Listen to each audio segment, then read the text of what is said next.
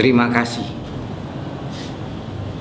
masih ada anak bangsa yang mau jadi guru, jadi ustadz di negeri ini. Tetaplah bersabar, tetaplah belajar, dan tetaplah berkarya agar kita semuanya menjadi guru-guru idaman anak-anak bangsa.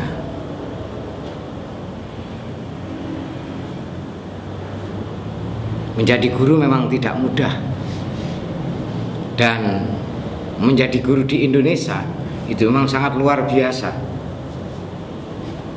karena ya kita tahu semuanya bahwa jadi guru itu perjuangannya luar biasa. Makanya sekali lagi, kalau ada yang masih mau dan berkenan untuk menjadi guru di Republik Indonesia ini, saya sangat bersyukur, saya sangat berterima kasih. Siapa sih yang mau kerja dengan gaji yang tidak standar? Khususnya yang saya katakan ini guru-guru swasta. Ada loh yang sampai sekarang guru swasta itu yang gajinya 150.000, 200.000, 250.000 itu di Jawa. Bahkan di SLTA, di SMK pun masih ada yang gajinya sangat minim semacam itu. Salam hormat dan takdim saya kepada seluruh guru-guru Indonesia. Teman-temanku semuanya, para guru, ya akhir-akhir ini saya tidak tahu ada banyak bakasan menjadi pembicaraan publik, khususnya dengan adanya program pemerintah, yaitu program organisasi penggerak yang menurut banyak orang membawa kontroversi. Tapi saya tidak berbicara tentang itu bukan urusan saya, itu bukan wilayah saya, dan saya tidak paham tentang itu semuanya. Namun saya sebagai guru tentunya juga boleh usul kepada pemerintah. Kalau lihat judulnya program organisasi penggerak, dan ini sasarannya adalah guru, berarti ada satu anggapan guru Indonesia adalah guru yang tidak bergerak, yang stagnan, jalan di tempat, atau apalah namanya. Pesan saya, ya usul saya, jangan kondisi guru yang semacam ini kemudian dijadikan komoditas untuk proyek, komoditas untuk mencelah guru dan lain sebagainya. Nggak pantas. Sekali lagi, ada yang masih mau jadi guru di Republik ini. Kita semuanya bangsa Indonesia harus berterima kasih. Nah, kalau urusan program organisasi penggerak, memang saya ada semacam kurang pas gitu. Mestinya kalau bicara organisasi penggerak, ya bicaranya itu pada mereka-mereka yang sudah punya pengalaman panjang, sudah punya pengetahuan luas tentang bagaimana menggerakkan guru. Tentunya itu ya di perguruan tinggi baik negeri maupun swasta yang punya LPTK, yang ada jurusan kependidikan. Juga organisasi-organisasi kemasyarakatan yang sudah punya pengalaman panjang di bidang pendidikan. Ada juga yang P4TK, ada juga di MGMP guru, yang semuanya itu sudah punya pengalaman panjang, sudah punya pengalaman luas tentang bagaimana untuk bisa mengoptimalkan guru. Ya kalau istilahnya menggerak, bisa menggerakkan guru, karena mereka juga dari guru. Mereka tahu situasi, kondisi psikologis guru. Makanya kalau ada yang Ya mohon maaf kalau ada yang mencemooh ya, atau ngritisi atau mengatakan kualitas guru di Indonesia masih rendah. Ya saya sebagai guru, ya memang saya katakan kualitas saya sebagai guru masih rendah. Tapi jangan hanya berhenti sampai di situ. Dicari kenapa kualitas guru di Indonesia ini masih rendah. Berpikir sederhana. Ketika saya sebagai guru dan saya mempunyai keinginan untuk meningkatkan kualitas diri saya, butuh support, butuh sumber daya, butuh sumber dana, dan lain sebagainya. Sedangkan maaf ini ya, untuk guru-guru swasta yang saya ketahui, untuk mencukupi kebutuhan hidupnya saja mereka sudah mengalami kesulitan. Nah, kalau mereka selalu sebagai sasaran gunjingan bahwa kualitas pendidikan di Indonesia rendah karena faktor gurunya yang masih kualitasnya rendah, ya mungkin bisa dikatakan iya, tapi janganlah semacam itu. Kita harus bersama-sama berpikir bahwa bagaimana meningkatkan kualitas guru itu secara, ya kalau saya katakan secara bermartabat. Boleh kita menuntut guru untuk kualitasnya ditingkatkan, diuji dan lain sebagainya, tapi tolong kebutuhan guru dipenuhi. Kalau kebutuhan guru masih seperti ini keadaannya, ya mereka tidak hanya berpikir bagaimana membelajarkan anak didik yang baik, mereka juga berpikir di belakang, berpikir kebutuhan rumah tangga mereka. Anak-anak mereka juga ingin sekolah yang layak seperti anak-anak yang lain. Bahkan sampai sekarang amanat undang-undang guru dan dosen untuk memberikan fasilitas, memberikan kemudahan anak-anak guru untuk mendapatkan pendidikan yang layak pun belum semuanya dijalankan. Jadi mereka juga berpikir tentang dirinya sendiri, tentang keluarganya dan lain sebagainya. Untuk itu ya berterima kasih sekali kepada Mas Menteri kalau sudah memprogramkan organisasi penggerak. Namun sekali lagi jangan parsial, dilihat yang benar apa sebetulnya permasalahan guru yang ada. Saya punya banyak kajian tentang guru, dan tahun 2010 sudah saya kirim ke Pak Menteri yang dulu. Saya ulang lagi tahun 2014. Ini tentang bagaimana revolusi pendidikan di negeri ini. Termasuk di dalamnya adalah masalah guru. Saya juga pernah menulis lagi ini, profesionalisme guru abad 21. Ini psikologis guru Indonesia.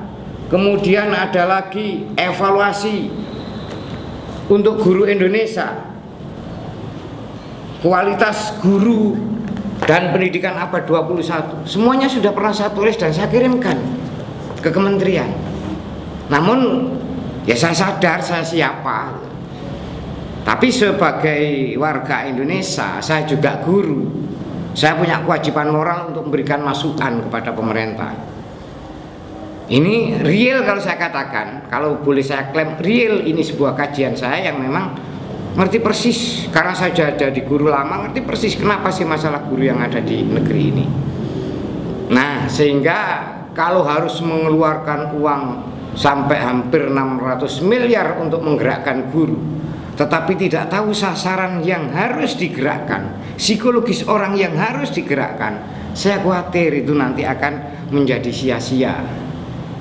Makanya kalau ada yang menyarankan sekarang stop saja, dan Mas Menteri mungkin sudah stop itu ya, tapi kalau ada yang menyarankan dialihkan aja untuk pengadaan sarana pembelajaran jarak jauh, mungkin itu saluran internetnya, mungkin itu laptopnya dan lain sebagainya. Saya emang terus terang kurang setuju dengan hal itu. Saya sudah 2 kali mengusulkan, kalau memang ini nanti di cancel dulu program ini, dialihkan anggarannya, dialihkan aja untuk pembelajaran jarak jauh melalui TV. Terserah itu TV pemerintah atau swasta, nasional atau lokal.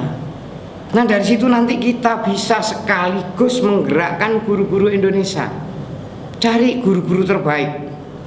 Kalau saya ikut pendapatnya Pak Dahlan Iksan, komunitas apapun mesti 10% terbaik, 10% terjelek, kalau katakan begitu, yang 80% floating.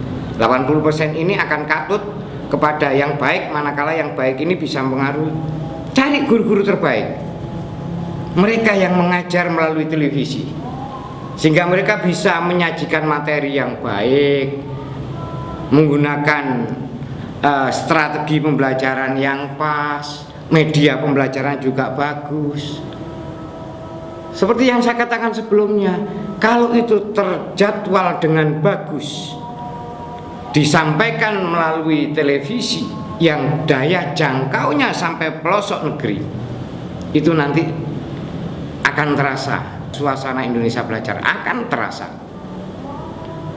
Nah di sanalah nanti guru-guru ini yang hendak digerakkan oleh pemerintah ini, yang masih dianggap belum mau bergerak ini, mereka juga sama-sama kita anjurkan, kita wajibkan untuk melihat tayangan di televisi, bagaimana proses pembelajaran dan lain sebagainya.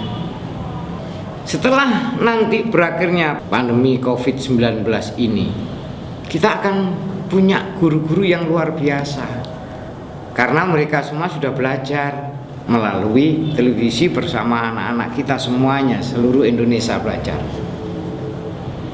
Nanti standar pendidikan, standar materi pendidikan, materi pembelajaran itu akan bisa seluruh Indonesia sama, karena udah dikasih contoh orang-orang yang terbaik tadi dalam pembelajaran. Ini nggak perlu lagi mengeluarkan uang. Nah kalau toh masih ada kekurangan, nanti dikasih waktu lagi untuk pembelajaran jarak jauh melalui televisi lagi. Tujuannya membelajarkan siswa Indonesia dan membelajarkan guru-guru se-Indonesia.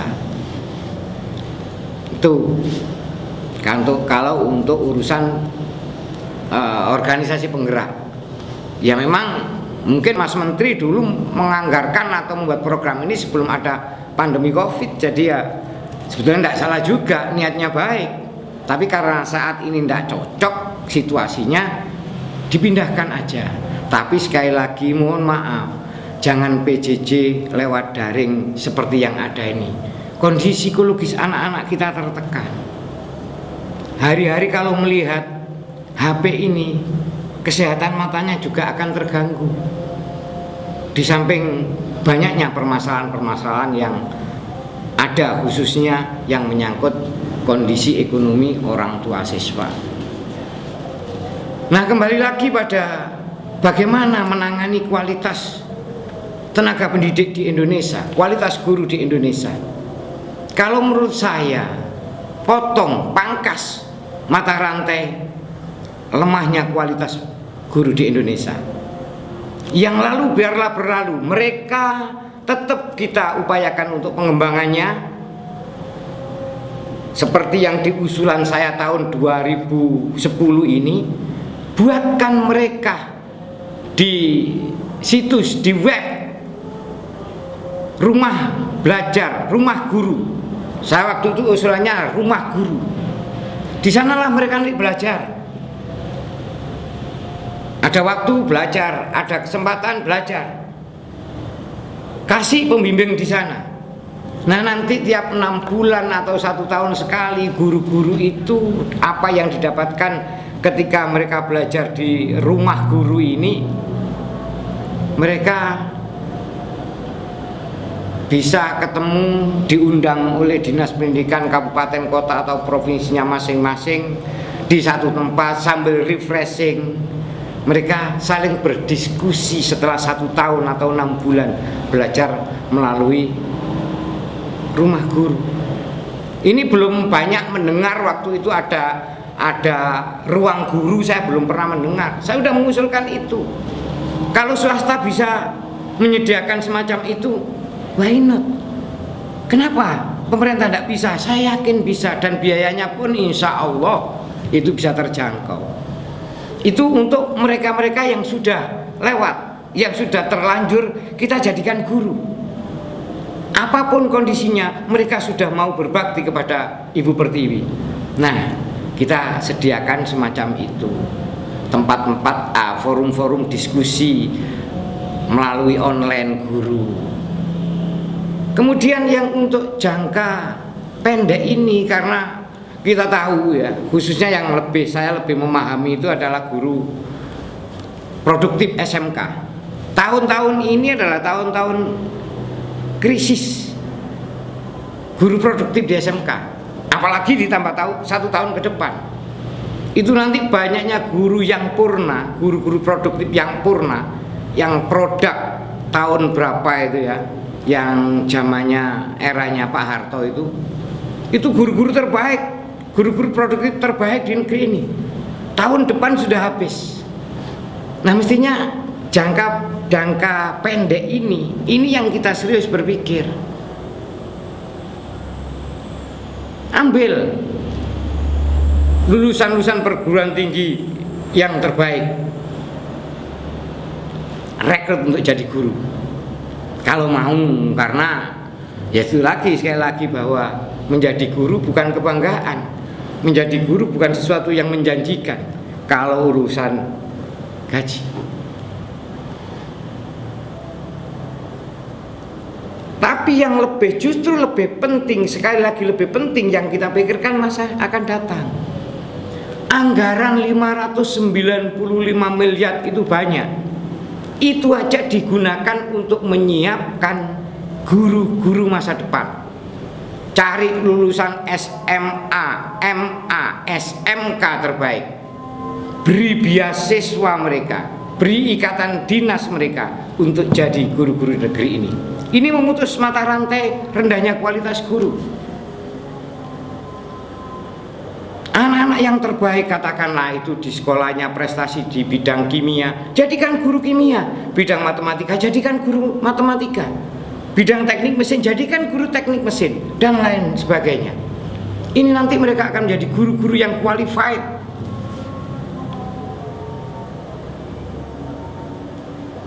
Kalau kita membiarkan terus apa adanya rekrutmen, ya adanya itu kita rekrut gitu aja. Ya nanti hasilnya sama aja dari tahun ke tahun, hanya menjadi bahasan, tidak ada solusi. Tidak ada salahnya kita nganut, niru, nyontoh eranya Pak Harto. Orang-orang anak-anak terbaik di STM waktu itu ya, diambil semua, dikuliahkan di negeri. Yang saya tahu banyak di Yogyakarta, dan hasilnya luar biasa. Kalau kita sekarang memberikan gagasan untuk rekrutmen ini ambil dari yang punya pengalaman dari industri, ya kalau mereka sarjana mereka juga tidak mau. Gajinya berapa jadi guru? Jauh. Kalau mereka tidak sarjana, aturan mempersulit. Saya masih ingat ketika eranya Prof. Pardiman menjadi Mendikbud ya, itu ada statement dan itu dijalankan. Nggak punya ijazah pun ngajar STM nggak apa-apa, ngajar SMEA nggak apa-apa, ngajar SMKK nggak apa-apa, asalkan dia punya kualitas keterampilannya. Nah, setelah adanya sertifikasi, program sertifikasi ini, mereka-mereka yang dulu dibutuhkan akhirnya terlempar semuanya, terbuang semuanya karena tidak punya ijazah S1. Ini sebuah permasalahan. Sekali lagi, masa depan pendidikan di Indonesia ini sangat butuh memang untuk dipikirkan. Dialokasikan anggaran yang besar. Kalau perlu anggaran rencana untuk organisasi penggerak ini, program organisasi penggerak ini, alihkan untuk anak-anak yang terbaik di negeri ini di bidangnya masing-masing dan dijadikan guru. Saya yakin kok itu banyak yang mau.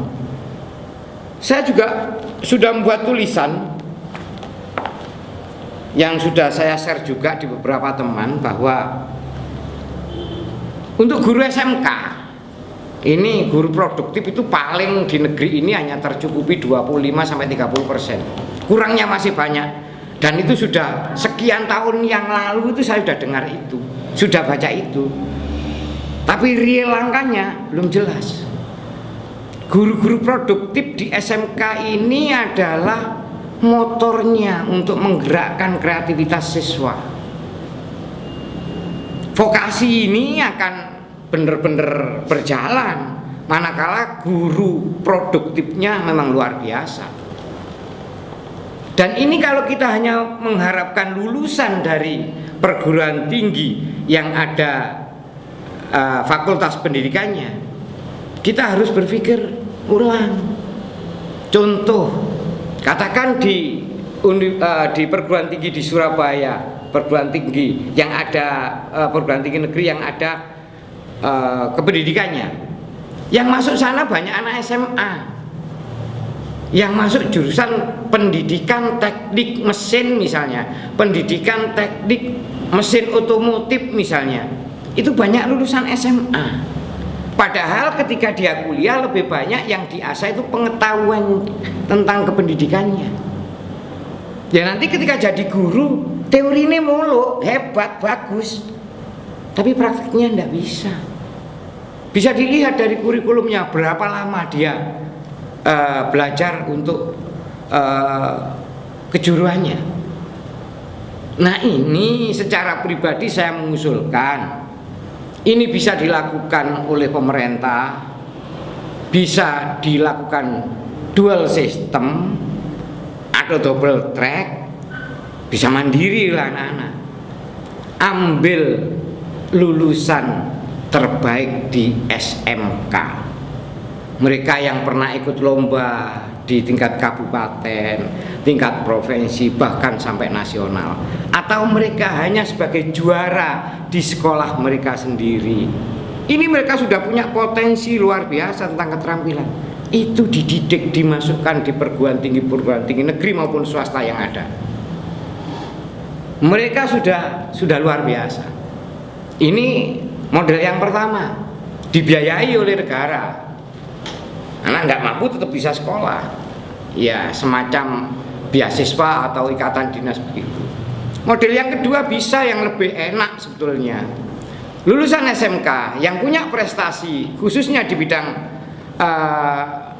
keterampilannya, bisa mereka langsung ditaruh di sekolah masing-masing untuk jadi asisten guru.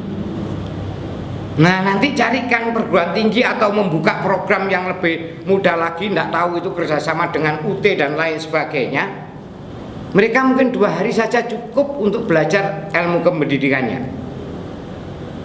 Yang lain mereka belajar di sekolah masing-masing menjadi asisten guru. 4 tahun mereka sudah bisa menjadi guru. Dan saya yakin itu akan lebih baik. Atau mungkin lulusan SMK yang sudah kerja di bidangnya di industri, kemudian mereka mau untuk menjadi guru. Kita fasilitasi yang sudah punya itu, sehingga mereka tetap sementara waktu bekerja di perusahaan sambil kuliah jarak jauh, mungkin seperti UT atau enggak tahulah sistemnya, yang nanti akan menjadi guru-guru produktif di sekolah yang insya Allah akan menjadi luar biasa. Jangan syukur-syukur gitu, jangan asal-asalan. Tempo hari banyak guru-guru yang karena urusan sertifikasi, juga ada bidang keahlian tertentu guru produktifnya kurang, akhirnya alih profesi atau alih bidang mengajar. Nggak bisa itu. Kalau ada guru bidang studi matematika misalnya, kemudian dipaksa dengan waktu yang singkat untuk jadi guru otomotif, nggak bisa. Ada guru bahasa Indonesia dalam waktu tertentu yang singkat dipaksa untuk menjadi guru tata boga, nggak bisa. Ya seperti yang dikatakan oleh Pak Dirjen Vokasi, butuh tes. Guru itu memang butuh itu, apalagi guru vokasi, guru produktif. Mereka harus jiwanya itu memang jiwa guru produktif. Tidak bisa asal comot sana, dipindah sana dan lain sebagainya, tidak bisa. Ini harus sudah segera diakhiri agar tidak lagi kita dengar sambatannya guru ndak kualitas dan lain sebagainya. Nah, dengan anak-anak muda yang sekarang mungkin masih di SMP, di SMA, SMA, SMK yang kita bidik, mereka secara IT sudah semuanya insya Allah matang. Nah, mereka yang khususnya untuk kejuruan, mereka yang sudah punya prestasi, keterampilan di bidang kejuruannya masing-masing, kita bidik untuk kita jadikan guru di SMK. Saya yakin mereka juga lebih banyak yang mau, manakala juga diimbangi oleh oleh pemerintah perhatian terhadap guru.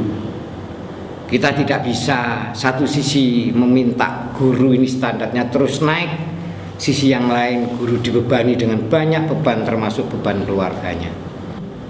Mungkin apa yang saya sampaikan ini bisa dipakai untuk masukan bagi pemerintah yang khususnya bidang GTK Kemendikbud ya, untuk bagaimana kita menyiapkan guru di masa yang akan datang agar lebih berkualitas, agar lebih lebih hebat lagi begitu. Dan tetapi juga kita tidak melupakan guru-guru yang sudah ada sekarang. Teman-temanku guru-guru semuanya yang sudah menjadi guru, jangan patah semangat, jangan menyerah, apalagi putus asa, jangan. Kita tetap, meskipun kita sudah menjadi guru, kewajiban kita adalah belajar. Kita bersama-sama anak-anak kita belajar. Anak-anak belajar materi pembelajaran, materi pelajarannya, kita belajar bagaimana memberikan materi kepada anak-anak yang bisa lebih menyenangkan anak-anak. Percayalah bahwa yang memberikan reward kepada guru itu negara tidak mampu. Karena guru adalah profesi yang luar biasa, profesi yang mulia. Hanya Tuhan yang mampu memberikan reward kepada para guru. Jayalah guru Indonesia.